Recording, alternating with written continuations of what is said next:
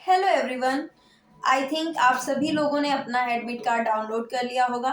Download करने के बाद उसका प्रिंट आउट भी निकाल लिया होगा और उसमें चेक कर लिया होगा कि आपका एग्जामिनेशन सेंटर कहाँ पे है और उसकी लोकेशन वगैरह सब चेक कर ली होगी।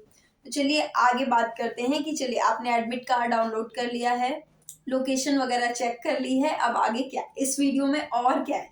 तो मैं इंडेक्सिंग कर देती हूँ कि वीडियो किस चीज़ से रिलेटेड है। एक्चुअली ये वीडियो रिलेटेड है कि आपको एग्जामिनेशन हॉल में कौन कौन सी चीज़ें ले जानी है, मीन्स ज़रूर ले जानी है, और कौन कौन सी ऐसी चीज़ें हैं जिनको नहीं ले जाना है, आपको बिल्कुल भी नहीं ले जाना, मीन्स गलती ही नहीं करनी है उनको अंदर ले जाने की। अदरवाइज आपको वहाँ से निकाल दिया गया या फिर आपको एग्ज़ाम नहीं देने दिया गया, आपका टाइम कट कर दिया गया, तो इससे आपका लॉस हो जाएगा। इसलिए आप उन चीज़ों को बिल्कुल भी वहाँ पे नहीं ले जाएंगे। और उसके बाद आपको एग्ज़ाम को कैसे अटेम्प्ट करना है जिससे कि आपका एग्ज़ाम जो है वो टाइम पे हो जाए, टाइम कितना ज़्यादा इम्पोर्टेंट है और क्या क्या चीज़ें हैं जो वहाँ पे आपको करनी है जिससे आपका जो 40 मार्क्स है वो कवर हो जाएगा विद इन अ टाइम। तो इन सब चीज़ों को मैं इस वीडियो में डिस्कस करूँगी। इन सब चीज़ों को डिस्कस करने से पहले मैं आपको बता दूं कि मैंने ऑलरेडी 4 वीडियो बनाई हैं all India bar council exam से रिलेटेड, जिसमें मैंने एक वीडियो में बताया है कि कौन कौन सी बेयर एक्ट्स ले जानी है, किस टाइप के क्वेश्चंस आते हैं, कैसे किसी क्वेश्चन के आंसर को बेयर एक्ट में सर्च करना है, कैसे आपको मीन्स क्वेश्चन पेपर को कैसे अटेम्प्ट करना है, कौन कौन सी लीगल मैगजीम्स हैं, जजमेंट लीगल मैगजीम और जजमेंट से रिलेटेड मैंने तो पूरी वीडियो ही बनाई है सेपरेट, उनको भी देख लीजिएगा जिससे आपके लिए ईजी हो जाएगा कि क्वेश्चन मतलब थोड़ा सा होता नहीं कि आप किसी चीज़ के बारे में जानते हैं तो वो आपको ईजी लगता है, और अगर आप उन चीज़ों को नहीं जानते हैं तो वो आपके लिए बहुत टफ लगने लगता है। तो ऐसा ना हो वहाँ पे बैठने के बाद आपको कुछ टफ लगे, तो इसलिए मैं कह रही हूँ उन सारी वीडियोस को आप देख लीजिएगा। चलिए उसके बाद अब मैं इस वीडियो को बनाती हूँ। इस वीडियो के बारे में जिसकी इंडक्शन की है उसको मैं एक्सप्लेन करती हूँ कि वो क्या क्या चीज़ें हैं जो आपको ले जानी है, वो क्या क्या चीज़ें हैं जो आपको नहीं ले जानी। सबसे पहली बात, एडमिट कार्ड को फिजिकली ले जाना, मीन्स उसका प्रिंट आउट ले जाना और एक फ़ोटो आईडी भी ले जानी है जो ज़रूरी है, और आपको 8:30 पे वहाँ पे रिपोर्टिंग करनी है।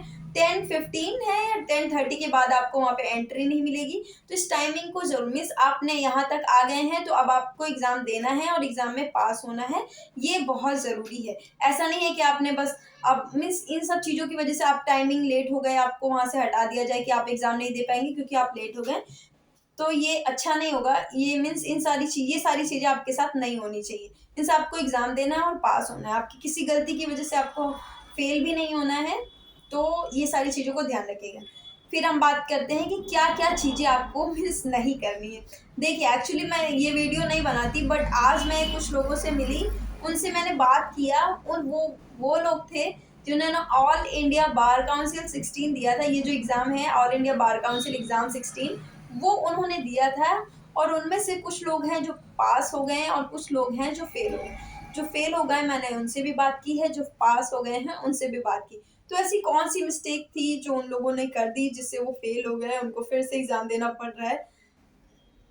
सॉरी, मैं चाहती हूँ कि वो मिस्टेक्स हम लोगों में से कोई भी ना करे, इसलिए मैं उन मिस्टेक्स को आपको शेयर करने जा रही हूँ। तो सबसे पहली बात, आप एग्ज़ाम देने जा रहे हैं, आपको अपना एडमिट कार्ड, फ़ोटो आईडी लेकर जाना है, और आपको अपने साथ एक ब्लैक या ब्लू बॉल पेन लेकर जाना है। पेंसिल का यूज़ नहीं करना है ओएमआर शीट फिल करने के लिए। अगर आप पेंसिल से करेंगे तो वो वॉइड हो जाएगी और वो कंसीडर नहीं किया जाएगा कि आपने आंसर को फिल किया है, और आप फेल हो सकते हैं। तो इस बात का ज़रूर ध्यान रखिए कि आपको ओएमआर शीट पेन से फिल करनी है, और पेन भी बॉल पेन होना चाहिए, और कलर ब्लैक या ब्लू, कोई और कलर का नहीं कि रेड ग्रीन ये सारा वहाँ पे नहीं करना, जाके कोई डिजाइनिंग नहीं बनानी है, सिर्फ सिंपल से आपको फिल करना है। ठीक है, तो इतना अपने ध्यान में रख लिया ना कि क्या क्या ले जाना। और बेयर एक्ट्स, कुछ बेयर एक्ट्स हैं जो जरूर से जरूर, मीन्स अगर आप सारी नहीं ले जा पाते हैं तो कुछ हैं जो जरूर से जरूर ले जानी। वो कौन कौन सी हैं? IPC, CrPC, CPC, Indian constitution और एडवोकेट एक्ट्स। तो ठीक है, IPC, CrPC, evidence, CPC, advocate acts and constitution of India, ये बेयर एक्ट्स में 6 बेयर एक्ट्स हैं, ये जरूर से जरूर आपको ले जानी है। इनको ले जाने मतलब मत चूकिएगा, क्योंकि मैक्सिमम पेपर इन्हीं से आता है। 10 10 20 20 10 30 मीन्स 42 मार्क्स का इन्हीं बेयर एक्ट से आएगा सारा क्वेश्चन, और 40 नंबर का आपको करना है। और दूसरी बात क्या ध्यान में रखनी है कि आपको कि जो क्वेश्चन पेपर है वो नेगेटिव मार्किंग नहीं है। तो इसलिए आपको सारा क्वेश्चन पेपर अटेम्प्ट करना है। और अटेम्प्ट कैसे करना है, पहले जो आता है वो, फिर जो आप ढूंढ सकते हैं वो, उसके बाद जो आपको नहीं आता है ना ही आप ढूंढ सकते हैं, इधर उधर से जो करके करना है वो करिएगा। और नहीं भी कोई बता रहा है तब भी आप उसको टिक मार्किंग करके आइएगा, ठीक है। उसके बाद कौन सी चीज़ ध्यान में रखनी है, दो चीज़ें हो गई ना, कि आपको कैसे कैसे मीन्स कौन कौन सी चीज़ें ले जानी है, कौन कौन से बेयर एक्ट ले जाना है, कैसे, ये 3 चीज़ें हो गई। और उसके बाद वहाँ पे क्या नहीं करना है, कौन सी मेजर मिस्टेक्स है जो उन लोगों ने कर दी थी और जिसकी वजह से वो फेल हो गए। तो सबसे पहली मिस्टेक्स जो मुझे पकड़ में आई वो ये थी कि देखिए, जो AIBE का एग्ज़ाम पेपर होता है वो 4 सेट में आता है, ABCD। इस बात को ज़रूर ध्यान रखिएगा कि जो सेट है वो 4 सेट है। आपको अलग सेट मीन्स वो एग्ज़ाम पेपर कैसे बढ़ता है, किसी को A मिलता है, किसी को B मिलता है, किसी को C। इन सब में क्वेश्चन सेम होते हैं बट वो रिजम्बल्ड होते हैं ना, वो एक सीक्वेंस में नहीं होते। मीन्स कि ज़रूरी नहीं है जो सेट A में फर्स्ट नंबर क्वेश्चन हो वही सेट B में फर्स्ट नंबर क्वेश्चन हो। वो 10 में हो सकता है, 8 में हो सकता है, लेकिन आपको देखना है। तो अगर आप किसी से कुछ आंसर पूछ रहे हैं तो ये आपको ध्यान में रखना है कि उसका भी क्वेश्चन पेपर सेम सेट का होना चाहिए। मीन्स अगर आपने A वाला आपको सेट पेपर मिला है तो उसका भी A होना चाहिए, B मिला है तो उसका भी B होना चाहिए। और अगर उसका B नहीं है तो प्लीज़ उससे चीटिंग मत करिएगा। उससे उन्होंने वही मिस्टेक कर दी थी कि उन्होंने ये नहीं देखा कि हमारा सेट अलग है, उनका सेट अलग है। उन्होंने उससे पूछा और वो टिक लगाते चले गए और पूरा क्वेश्चन पेपर उनका गलत हो गया, क्योंकि वो तो भाई था ही नहीं, सेम है ही नहीं आंसर। उसने तो सही बताया और इनको लगा कि मैं भी सही पूछ रही, भाई फर्स्ट पूछ रही, फर्स्ट का डी, वो भी फर्स्ट का डी बता रहा है, लेकिन फर्स्ट के मतलब फर्स्ट में क्वेश्चन का है ये तो उन्होंने देखा ही नहीं। तो ये उनकी सबसे बड़ी ब्लंडर मिस्टेक थी। और उसके बाद हाँ, एक और चीज़, रिजल्ट आने से पहले आप अपने सारे डॉक्यूमेंट्स को अपलोड कर दें, प्लीज़ सारे डॉक्यूमेंट्स को अपलोड कर दें।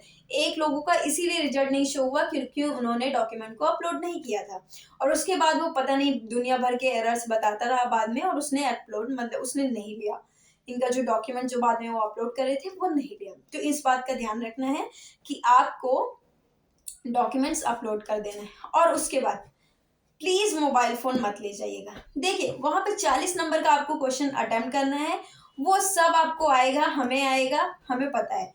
और मैंने देखिए बहुत इजी कर दिया है, मैंने काफ़ी चीज़ें आपको ढूंढ कर भी बताई कि बेयर एक्ट में कैसे ढूंढनी है। और प्लीज़ एडवोकेट एक्ट का बेयर एक्ट जरूर ले जाइए, क्योंकि वो क्वेश्चन आपने जनरली पढ़े नहीं होते हैं एग्ज़ाम वगैरह भी, क्योंकि अभी मुझे लगता है ये 17 वाला बैच होगा जो 5 ईयर वाला है। और ये मीन्स आप लोगों ने लॉकडाउन में ही ये एडवोकेट एक्ट्स वगैरह पढ़े होंगे जो आपको याद नहीं होंगे। तो प्लीज़ वो कैरी कर लीजिएगा, 4 से 5 नंबर का उससे आता है, तो प्लीज़ एडवोकेट एक्ट्स रख लीजिएगा। उससे आपका ये होगा कि ये 4 नंबर फिक्स्ड हो जाएंगे। IPC CRPC कॉन्स्टिट्यूशन जरूर ले जाइएगा, मोबाइल फ़ोन मत ले जाइएगा प्लीज़। मीन आप सोचिए आपके पास कोई एग्जामिनर आएगा, आपसे बोलेगा भाई मोबाइल फ़ोन क्यों लाए, मीन्स ये फालतू की बकवास करेगा जिससे आपका टाइम वेस्ट होगा, ठीक है। तो आपको टाइम वेस्ट नहीं करना, जितनी जल्दी आप क्वेश्चन पेपर दे देंगे उतनी जल्दी आप फ्री हो जाएंगे। और क्वेश्चन पेपर मतलब देने के मीन्स आंसर शीट सबमिट करने के बाद ही हॉल से बाहर निकलने आपको दिया जाएगा, ये भी बात आप याद रखिएगा। और उसके बाद उन्होंने थर्ड मिस्टेक क्या किया था कि वो इतनी सारी बुक्स ले गई थी, एक मतलब एक बंदी थी वो इतनी सारी बुक्स लेकर गई थी कि वो उसमें बस आंसर ही ढूंढती रह गई। वो 3 घंटे में उसने अपना क्वेश्चन पेपर ही अटेम्प्ट नहीं कर पाई, वो सिर्फ आंसर ढूंढती रह गई। तो प्लीज़ आपको ये मिस्टेक नहीं करनी है, आंसर ढूंढने में आपका टाइम वेस्ट नहीं होना चाहिए। 3 घंटे का समय है, 100 नंबर का क्वेश्चन पेपर है। तो सबसे पहले आपको ध्यान रखना है कि उन क्वेश्चन को अटेम्प्ट करना है जो आपको लगता है कि आपको आते हैं और आपको आसानी से मिल जाएंगे। उसके बाद उन क्वेश्चंस पे जाना है जो नहीं मिलेंगे या क्या होंगे, फिर आप उनको अगल बगल से पूछ के। लेकिन हाँ याद रखें, सेट याद कि मीन्स आपका सेट ए है तो जिससे आप पूछ रहे हैं उसका भी सेट ए होना चाहिए, अदरवाइज आप क्वेश्चन को पढ़ के उससे पूछें। ओके, तो इन सारी चीज़ों का ध्यान रखना है आपको कि आपको जो एडमिट कार्ड है वो लेकर जाना है, ऐसे प्रिंट आउट निकलवा करके, फोटो ID ले जानी है, बॉल पेन लेकर जाना है, बेयर एक्ट्स कौन कौन सी ले जानी है वो तो वीडियो में आप फिर से देख लेंगे। इन 4 चीज़ों का बहुत ज़्यादा ध्यान रखिएगा। और हाँ, ड्रेस कोड से रिलेटेड बहुत लोगों को लगता है कि कोई ड्रेस कोड है वहाँ पे, तो प्लीज़ हाँ, ड्रेस कोड से रिलेटेड कोई इंस्ट्रक्शन नहीं है। आप नॉर्मल कपड़े पहन कर ही जाएंगे, ऐसा नहीं है कि आपको वो एडवोकेट ड्रेस में जाना है वहाँ पे, तो ऐसा कोई इंस्ट्रक्शन नहीं है, फेक है। और हाँ, एक और बात, कुछ लोगों का बहुत ज़्यादा मीन्स ये है कि क्या होगा, शॉर्ट नोट वाला ले जाएं कि नहीं ले जाएं। देखिए अगर जो मेन बेयर एक्ट्स हैं वो तो आप विदाउट शॉर्ट वाले नोट वाली खरीद लीजिए, और अगर नहीं है तो आपके पास जो बेयर एक्ट है शॉर्ट नोट के साथ वाली, वो वाली ही ब्रिंग आउट कर लीजिए, जिसमें वहाँ पे अगर आपको एग्जामिनर ले जाने देता है तो ले जाइएगा, नहीं ले जाने देता थोड़ी सी रिक्वेस्ट कर लीजिएगा प्लीज़ ले, क्योंकि मेरे पास भी कुछ पेयर एक्ट्स हैं जो शॉर्ट नोट्स वाले हैं, बट बाकी मैंने खरीद लिए। जो मुझे बिल्कुल नहीं आता वो मैंने पूरा फिटफाट कर लिया, लेकिन एक दो हैं जैसे आईपीआर वगैरह मेरे पास थी कमेंट वाली, तो मैंने सोचा कि चलो यही ले जाते हैं, क्यों दूसरी खरीदना, क्योंकि आईपीआर वगैरह से शायद 2 या 3 मार्क्स का आएगा। तो मुझे लगा अगर वो कहेंगे ले जाइए तो फिर लेते जाएंगे। उसके बाद मेरा यूपी में है तो मुझे लगता है वो अलाउ कर देंगे, बाकी का पता नहीं। आप भी वहाँ पे बात कर लीजिएगा तो हो जाएगा।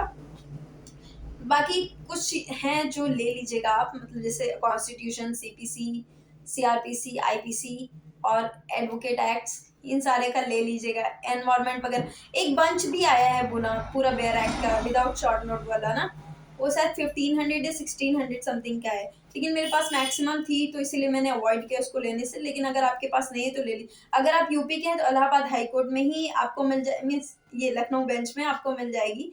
मीन्स लखनऊ हाई कोर्ट जो है गोमती नगर में, वहाँ पे शॉप है, उनके पास पूरा बंच रखा हुआ है। 2 पब्लिकेशन के हैं उनके पास, एक शायद उनका ईस्टर्न लॉ का है और ईबीसी का भी है उनके पास। तो देख लीजिएगा, अगर आप वहाँ से हैं तो वहाँ से ले सकते हैं, ईजिली आपको मिल जाएगा। कल सैटरडे है तो बंद होगा, लेकिन आप उनसे कांटेक्ट वगैरह करें तो शायद मिल जाए। एक बुक सेलर का मेरे पास नंबर भी है, अगर आपको वो चाहिए तो बता दीजिएगा, मैं दे दूंगी। उनसे आप कांटेक्ट कर लीजिएगा, शायद वो आपको दे दें। तो मुझे लगता है अब आप समझ गए हैं कि आपको वहाँ पे एंट्री करके कौन कौन सी मिस्टेक्स नहीं करनी है, जो फालतू की मिस्टेक्स हैं जिनसे आपका फालतू का मतलब आपके पैसे भी वेस्ट हो जाएंगे, क्योंकि रिटर्न नहीं होते आपके, कि आपका एग्जाम इनवैलिड हो गया तो आपके पैसे रिटर्न हो जाएंगे, आपके पैसे पूरे चले जाएंगे। तो इन सारी चीज़ों का ध्यान रखिएगा। बाकी ऑल द बेस्ट, सब लोग जाइएगा, एंजॉय करिएगा, जल्दी से जल्दी पेपर ख़त्म कर लीजिएगा, और जिस सिटी में आपका पेपर हो वहाँ पे आप जा करके आराम से घूमिएगा, रिलैक्स करिएगा, लंच वगैरह अच्छे से करिएगा। Okay, bye bye, all the best.